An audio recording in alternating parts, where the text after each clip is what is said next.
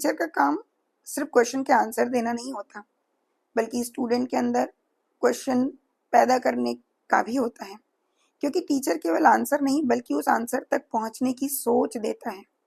वह सिर्फ ये नहीं सिखाता कि ये क्या है, पर धीरे धीरे बच्चे उस क्या से क्यों तक पहुंचते हैं।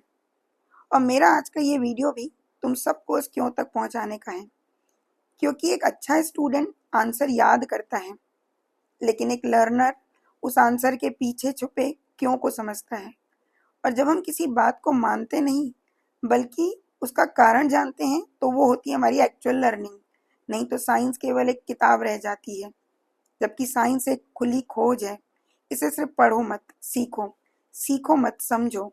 सिर्फ समझो मत, सवाल करो, और सवाल करके भी रुको मत, एक्सप्लोर करो जब तक उसका आंसर ना मिल जाए, क्योंकि हर एक्सप्लोरेशन एक नई डिस्कवरी को जन्म देता है।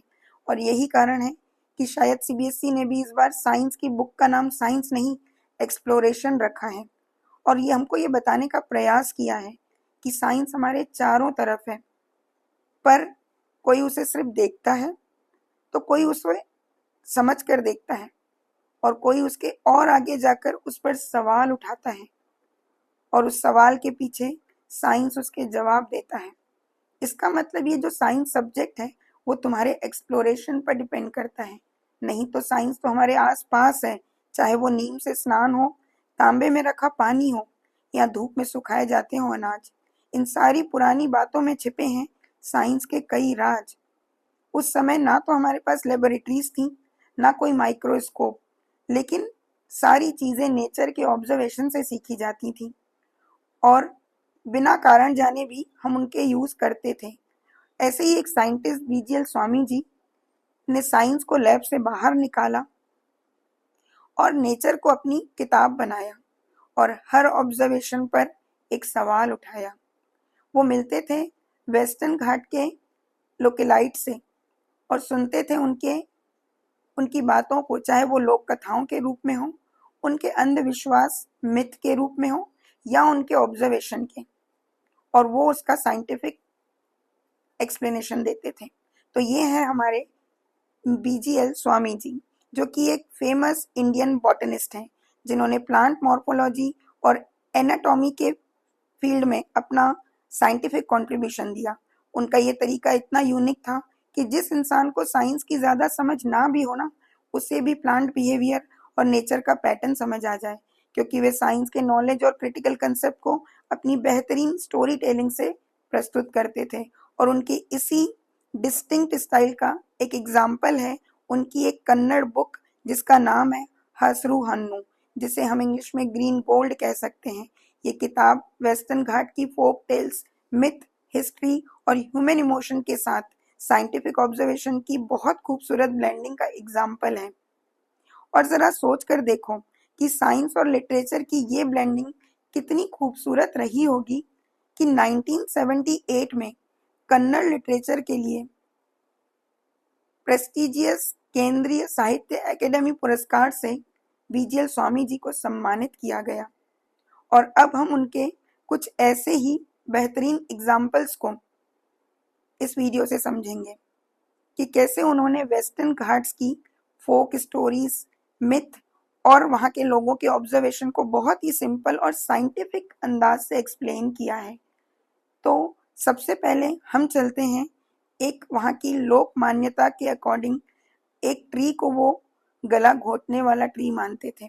स्वामी जी ने सुनकर उस प्लांट के ग्रोइंग पैटर्न और नेचर को ऑब्जर्व किया, और उन्होंने देखा कि ये एक फिग ट्री है जिसको स्ट्रैंगलर फिग बोलते हैं, जिसके ग्रोइंग पैटर्न में उन्होंने देखा कि ये किसी प्लांट की ब्रांच पर ग्रो करता है, फिर इसकी रूट्स धीरे धीरे जमीन का सहारा लेकर इतनी मजबूत हो जाती हैं कि फिर ये अपने ही होस्ट का एक बहुत स्ट्रॉन्ग पावरफुल कॉम्पिटिटर बन जाता है। और उस होस्ट ट्री तक क्योंकि सनलाइट नहीं पहुंचती प्रॉपर, इसलिए वो न्यूट्रिशन के अभाव में धीरे धीरे मरने लगता है।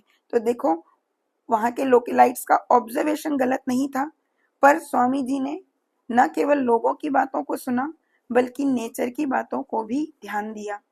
और उन्होंने ये देखा कि जब कोई बर्ड्स या एनिमल इस फिग को खाकर उसके सीड्स को गिरा देते हैं, तो ब्रांच के मॉइस्चर को लेकर वो ट्री वहां पर वो छोटा सा एक ट्री बनता है और धीरे धीरे वो ग्रो कर जाता है और एक बड़ा सा एपीफाइट बन जाता है।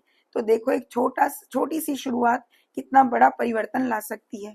तो तुम भी चाहो तो अपने लिए आज से एक छोटी सी शुरुआत करो, चाहे वो 10 मिनट के कंसेप्ट की लर्निंग की क्यों ना हो, ताकि वो एक बहुत बड़ा ट्रांसफॉर्मेशन ला सके हमारे जीवन में।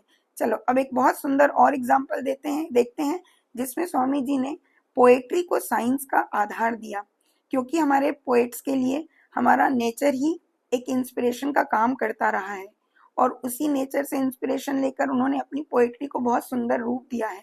ऐसी ही 2 लाइनें उन्होंने पढ़ी थी कि कमल सूरज देखकर खिलता है और कुमुद चांद को देखकर मुस्कुराता है। तो जब उन्होंने ये लाइंस पढ़ी तो उन्हें लगा कि इन प्लांट्स का जो ब्लूमिंग पैटर्न है जरूर नेचर का एक बहुत सुंदर इंडिकेशन है, क्योंकि इनका ब्लूमिंग टेम्परेचर और लाइट से कनेक्टेड होगा। और वो जानते थे कि प्लांट का फ्लावर का ब्लूम होना उनके पॉलिनेटर को अट्रैक्ट करना है। तो उन्हें लगा कि जरूर पॉलिनेटर, क्योंकि अलग अलग समय पर एक्टिव होते हैं, कुछ दिन में तो कुछ रात में, यही कारण बनता है उनके ब्लूमिंग पैटर्न का अलग होना, जिसको उन्होंने साइंटिफिकली फोटोनास्टी और निक्टोनास्टी का नाम दिया। मतलब दिन में खिलने वाले फोटोनास्टी प्लांट और निक्टोनास्टी जो कि रात में खिलते हैं। यही कारण है कि रात में खिलने वाले प्लांट का कलर भी कैसा होता है, जनरली सफेद, ताकि वो अपने पॉलिनेटर्स को क्या कर सकें, अट्रैक्ट कर सकें। चलो ऐसा ही एक और नेचुरल सुंदर सा एग्जाम्पल देखते हैं जो वेस्टर्न घाट के लोकेलाइट्स अपने कैलेंडर की तरह यूज करते थे। इसको ये एक नेचुरल एज रिमार्क मानते थे। उन्होंने देखा था नीला कुरंजी एक ऐसा प्लांट होता है जो हर 12 साल में खिलता है और वेस्टर्न घाटी पूरे सुंदर बैंगनी रंग के फूलों से भर जाती थी।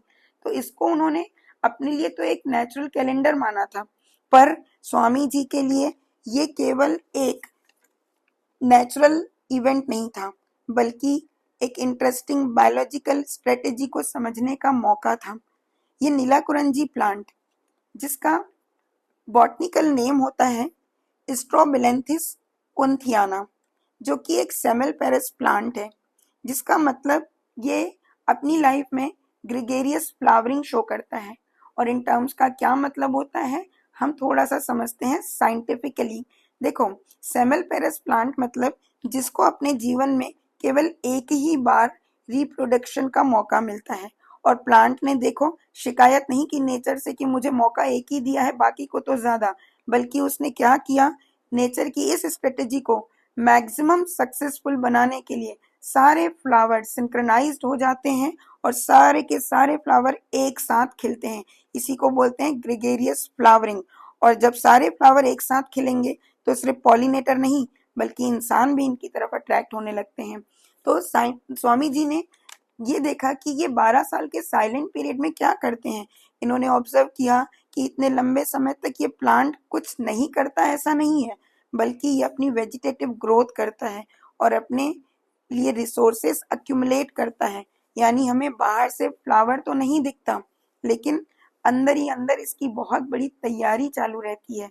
और यही कारण है कि समय आने पर उन सारे कलेक्टेड रिसोर्सेस को यूज करके ये सिंक्रोनाइज्ड वे में सारे फ्लावर एक साथ खिल जाते हैं और पॉलिनेटर को अपनी तरफ अट्रैक्ट करके अपने इस एक रिप्रोडक्टिव पीरियड को अपनी नेक्स्ट जनरेशन के लिए सीड प्रोड्यूस करने वाला पीरियड बना देते हैं।